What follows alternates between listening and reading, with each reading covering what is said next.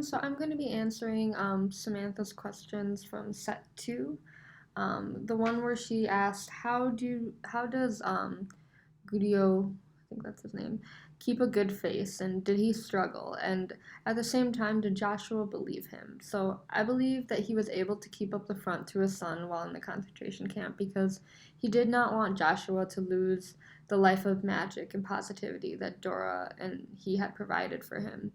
Um, Constantly manipulating his surroundings to create a joyful, wonderful world for his family, Gudio is faced with the challenge of doing so in a grave situation. So, as we can tell from other clips and scene, he impersonated someone to make Dora laugh and was consistently going out of his way to show his love and his happiness. So I think that that was something that he was born to do and how he expressed his love. Um, so as a parent, you're willing to sacrifice everything for your child, and you decide that their happiness is the most important thing in the world. And as a child, their innocence is something that must be preserved. If you let your kid know of all the terrors in the world, they're never going to want to grow up. But I think he just, even in the situation, wanted to prolong his son's enjoyment of life and not think that it was over, even though, as we could tell with the gas chambers, it got very close.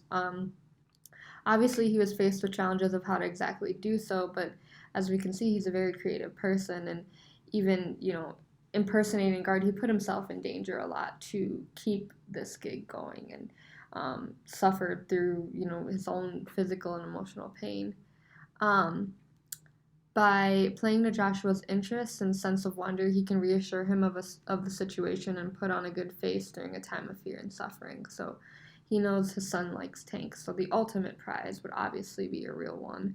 Um, and although he wasn't exactly sure how he was going to pull it off, he kept going with it. So in the very beginning, when Gudio and Joshua had taken, he explains to his son that he had planned this thing for whole months. And when asked where they were going, he changes the discussion right away and continues the charade and says that they were playing a game and that it's not hard and that his dad had also done something similar and that it was so funny and he even manages to give a wholehearted laugh through it.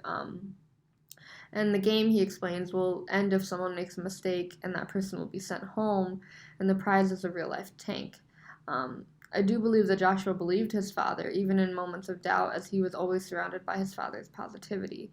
And I don't know if any of you know, but this film was based on a true story of a man named Robino Salmoni, and he was the little boy, and his father did these things to keep him from dying in these concentration camps and in the barracks. And he explains that his father made the greatest sacrifice for him to give him the gift of life. The wink at the end, like we all knew what was going to happen, and it actually kind of made you even more sad thinking that he pulled off this game, um, and his son didn't have to really know the severity of the situation they were in. So although it was hard and he had to keep a really good face, he kept his son shielded from harm at that time, and I think that's the greatest gift and the only gift a lot of parents really wish they could ensure for their children. So